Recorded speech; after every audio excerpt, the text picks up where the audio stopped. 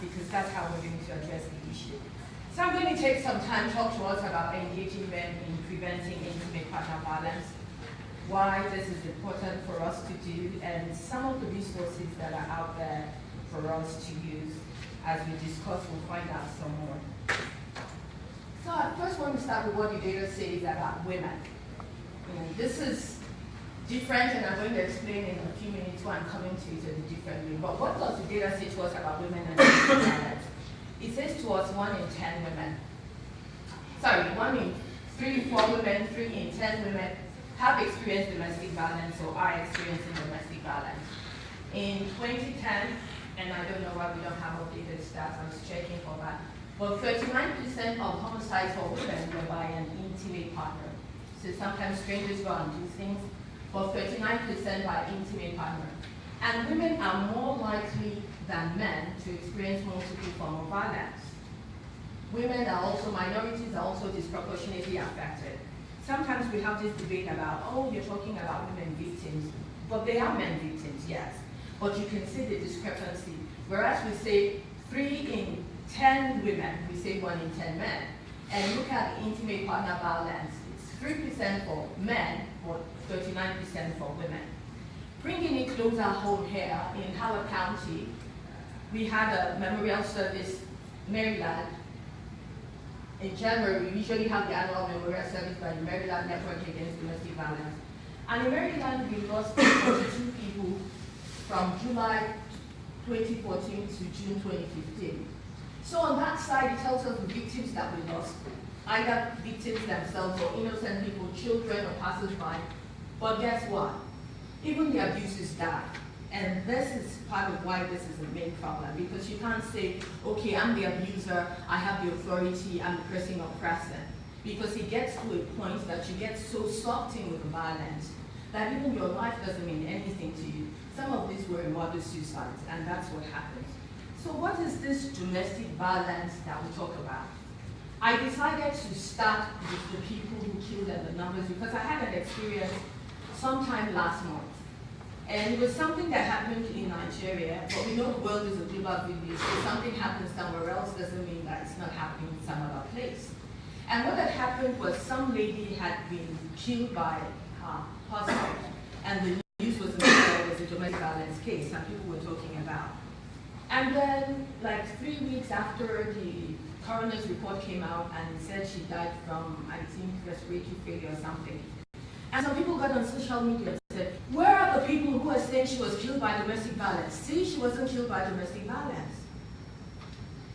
No, that domestic violence is not on a death certificate. It doesn't mean the person wasn't killed by domestic violence. Because domestic violence is a term that we use, but it connotes so many things other than the final death. Just 2 days ago, I was reading about somebody who said her daughter committed suicide because of domestic violence. So even when the partner is not there, it actually can be the effect of domestic violence. So domestic violence, a lot of times people focus on the physical violence. Do you have bruises? Do you have police reports? But that's not all there is to domestic violence. Domestic violence also includes sexual violence. That you're in a relationship, that you're married, doesn't mean that your partner has to be ready every time. They have a right to say no. And compelling them to engage in sex, even in your relationship, is actually a form of violence. We've added stalking. Before, this used to be threats of psychological and physical abuse, but we've added stalking, especially in the age of social media. People stalk people on social media, and it's so bad that we've actually seen people. I'm sure, I don't know how many people read about the person who killed the wife and put the body on Facebook a couple of weeks ago. And family members were waking up to see this body on Facebook. They're stalking people physically, they're stalking people on social media. Psychological aggression.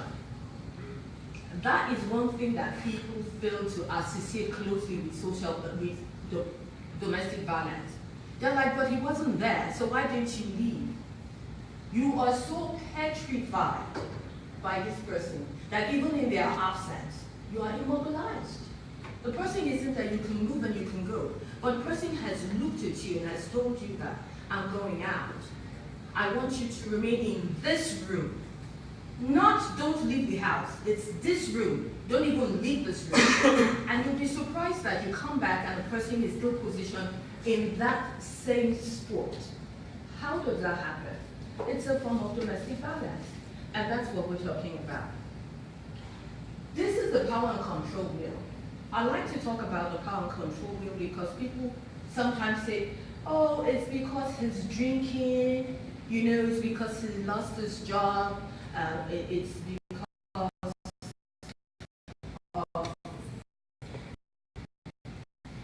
one person, they have issues. That's not because they're drinking. You find that abusers are perfect in when they go to church. So the victim comes and the victim is trying to tell somebody that this person is abusing me. And they're looking at you like, have you lost your mind? We see him, he's the deacon, he's the reverend, he's the church leader, he's the council person, he's the chief executive officer. No, it's just about power and control. So the person can be perfectly fine outside, but the person needs to be in control of this one individual and his power and control. They use intimidation. Where are you going to? Who told you you can go? Why did you go? Why did you call your mom? It's your mom, yes, but we're married now. We're in a relationship now. Why did you call your mom? They use emotional abuse. Like, oh, you don't really love me. If you really love me, you wouldn't do that. And then you find out that she's okay, I love you. You can have my right eye. Your right eye, that's all I get. So how much you love me, that's all I get, your right eye. Like, okay, here, have my left eye also. Oh, your left eye, what happened to your hand? Okay, have my hand also. Oh, just your hands, can I have your legs too? You cannot, and this is one of the things what we tell churches, you cannot get out of domestic violence situation by just talking to people. Because the person, the abuser needs to be in control of the other person. And the goalpost keeps shifting. Today says, oh, it's because you're working. Oh, I'm not working anymore. Then tomorrow it becomes, oh, you're spending too much time at home. Oh, the next week is because you're spending too much time on the computer. There's always something you're doing wrong. And that's because the abuser needs to make you feel like you owe your existence to them. If they don't make you feel that you owe your existence to them, we're not able to move forward. So this is the power and control wheel that we use. But I want to talk about the top 10 reasons for working with men and boys. And this is where you know that I need my glasses to see. So the top 10 reasons for working with men and boys. It says, gender-based violence continues to be a problem in communities across the United States and around the world until everyone recognizes their responsibility to end violence. The health and risk of women and girls will continue to be at risk. Does anybody have any questions, concerns about that statement? You see, we get caught up in the fact that, oh, there's men and there's women and everybody. But when we look at the structure, everybody has a role to play, and that's basically what we're saying. You can't leave it to the women to say, okay, go and end this problem. Even though we have same-sex violence, we have women and women violence and men and women violence, it's just a societal problem. Not just in the US, but globally it's a societal problem. And everybody has to come onto the table. Gender violence needs to be approached as a men's issue. Overwhelmingly, it is men who hurt women. It is through work with men and boys that we can end violence against women. And we'll see as this goes on. Because there are some men, I think last year when we were having this, Carl was like, he sent this email that he was moderating the session to his friends. And how much response did you get from them? Almost no response. You know, you send people, sorry, Rick, I was looking at Rick and I was saying, you know, almost no response. You tell people that this is what is going on. But it is the men who hurt the women.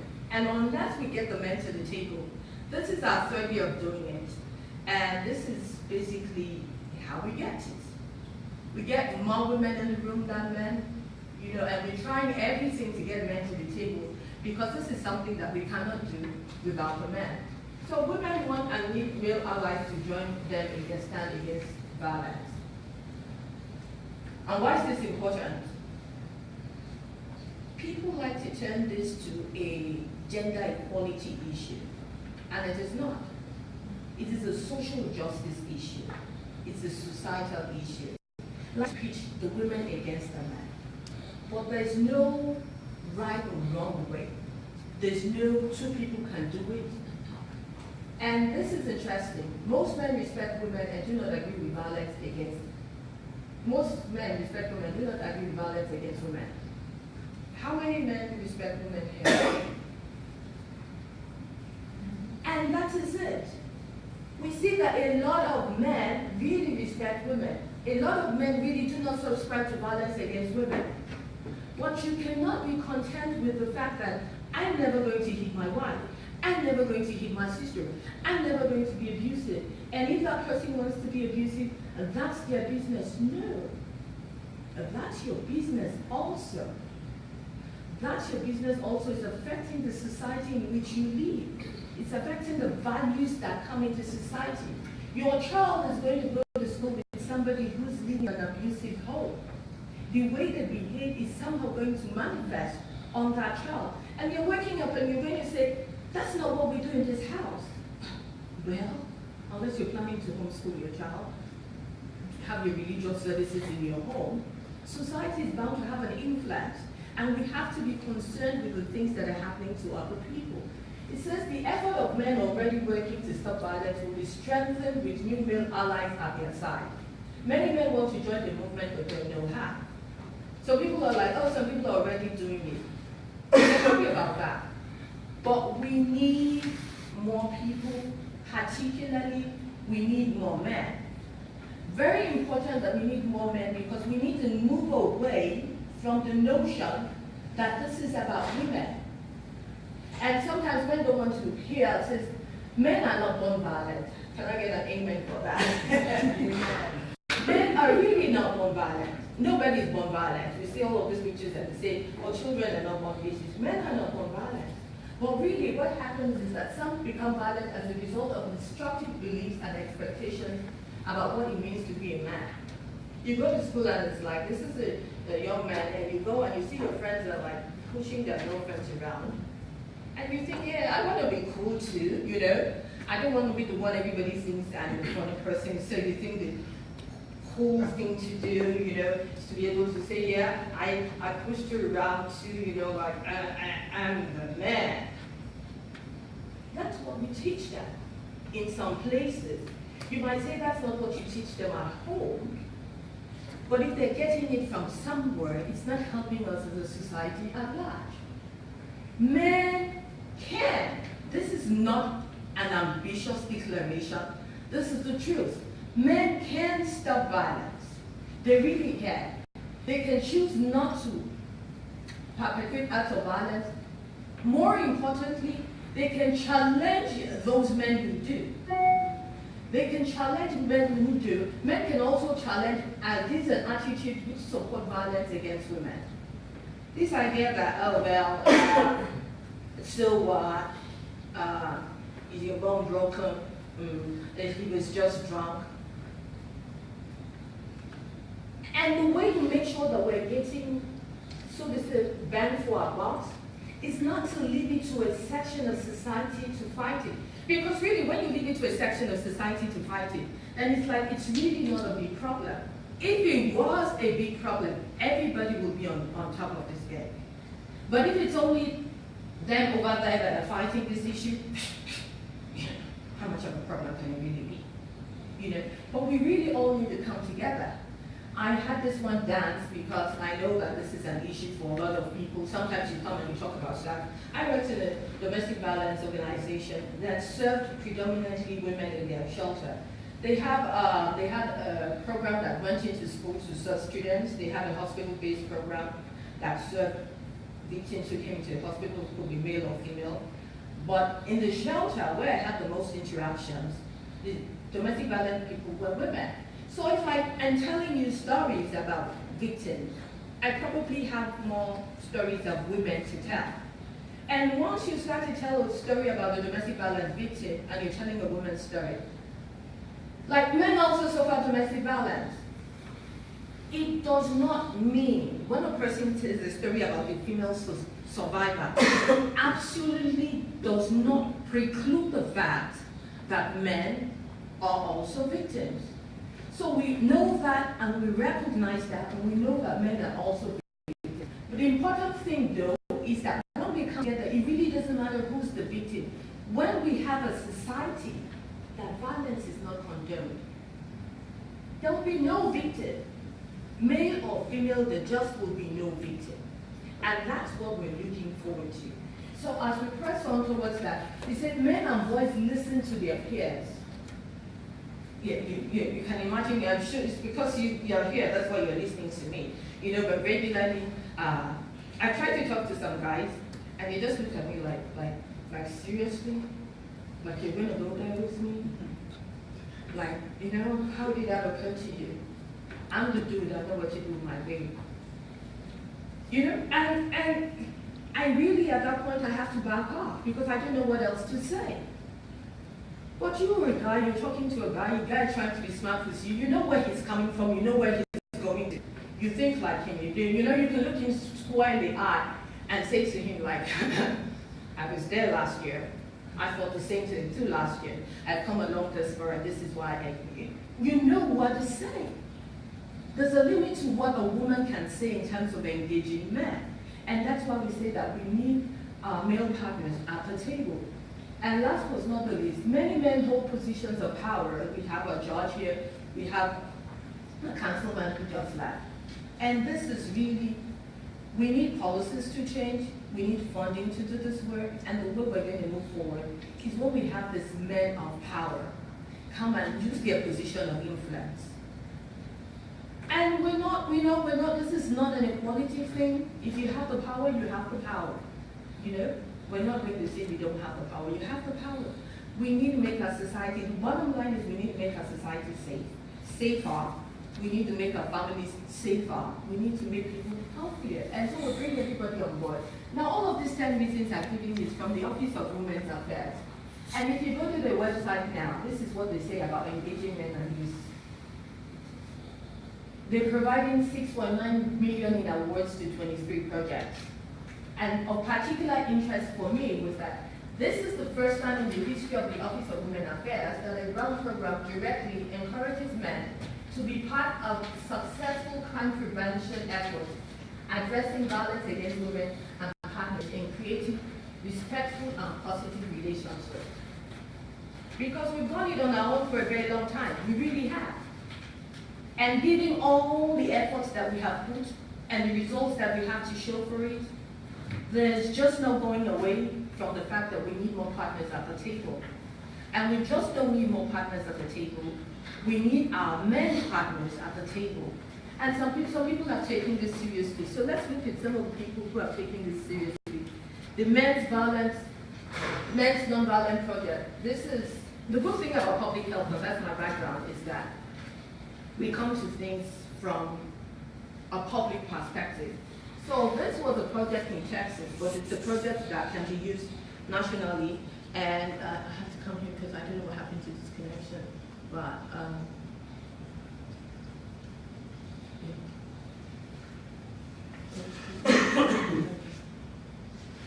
okay, we did lose that. Anyway.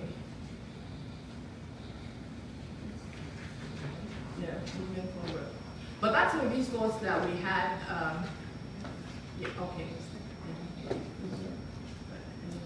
This one.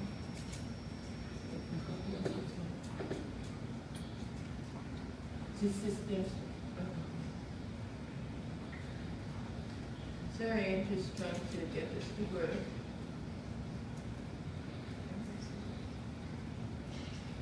This is a society out there that are engaging men in violence, and one of the things I like about this, it tells you about 10 things men can do to engage your community. So wherever you are, you can solicit. Information is key. People don't know what's happening and people don't do anything. You can solicit. You can call on your local school board to host assembly. You can be an advocate. There is nothing, believe me, there's nothing more powerful than saying that it's not cool to hit a woman. A woman comes and tells me it's not cool to do, I'm like, What else are you going to say? Isn't it in your interest? Because you don't want somebody hitting you, you're going to say it's not cool. But to see a man who has the power and who says that even though I have the power, strength-wise, height-wise, even though I have the financial resources to oppress this person, I make a conscious decision not to do that. Because I think that we have a lot more to gain. It doesn't change anything. If you're 6 feet tall and you hit somebody, by the time you finish beating the person, you'll still be only 6 feet tall. It's not going to make you taller. It's not. It's not going to make you, if you were not good looking before you did it, you'll still be not good looking after it's done. It's not going to change anything. You still just have as much money as you had in your bank account before. Nothing really changes. So the person is afraid of you. So the person cowers when you come into the room. How does that make you a better person? How does that help you as a person? How does that help the society that you live in? It doesn't change anything. So we wanted to share with you the 10 things, and I can share that resource with you. You can obtain and distribute information, go out and obtain and do that. You're saving a life. You might not look at it like that, but think about it like that. Because it's not until somebody dies that their life is lost. It's somebody living in fear, somebody living below their potential. That's really not the life that they could live. And the fact that you say something, you can save somebody's life. You can make somebody be who they want to be. They've been stuck by fear, but you move them out of that fear. You tell them, go and take this resource, stand tall. You have your whole life ahead of you. Nobody has the right to take that from you. Not even under the guise of loving you more than anybody else in the world. And so you can host an annual event, you can advocate, you can take information, you can share it. There's so much you can do by engaging men. And then we go back and we have another resources. Now this curriculum for engaging men,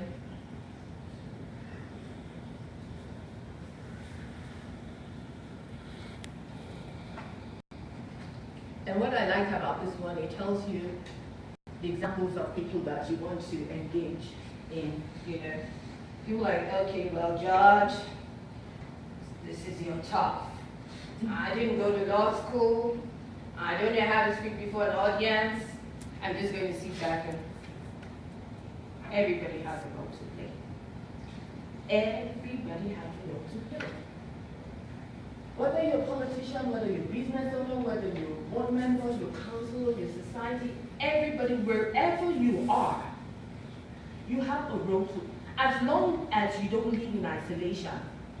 And how many people can live in isolation? I didn't think so. As long as you don't live in isolation, you have a role to play. And you must play your role. Whether we ask you or not, but fortunately enough, we are asking you. So you don't get that excuse of you didn't know. And you take the knowledge, we're going to end with the fact that you take the knowledge and you're going to do something with the knowledge that you've taken.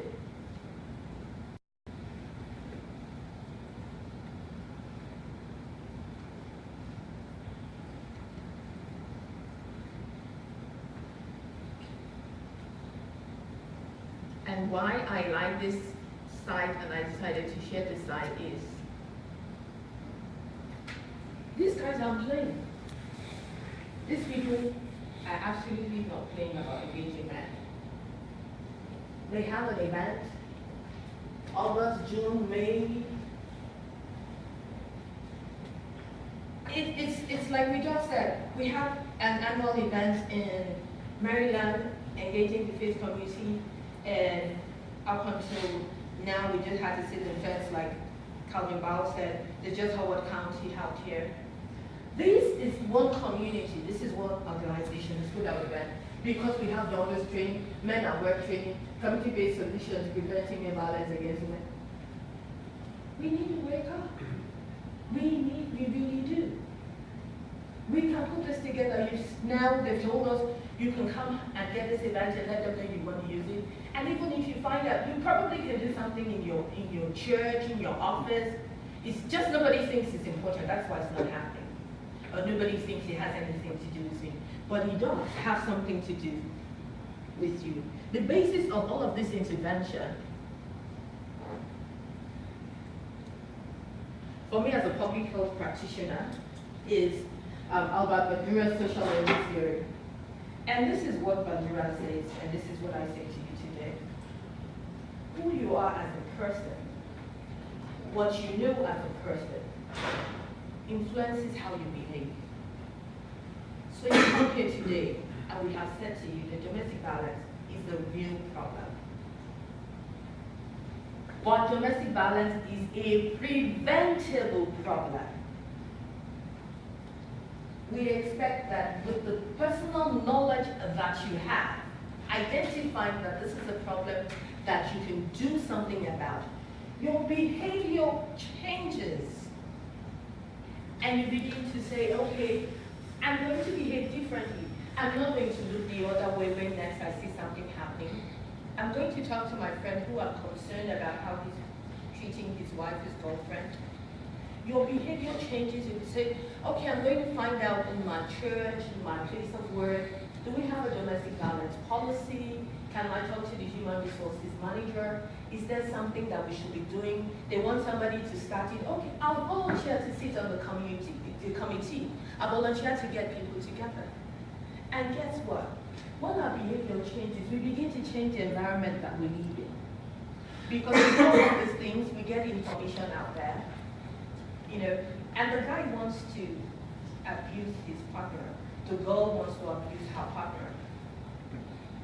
And she thinks and she says, but I did hear that this is not acceptable behavior. I know, yes, that I make more money than him.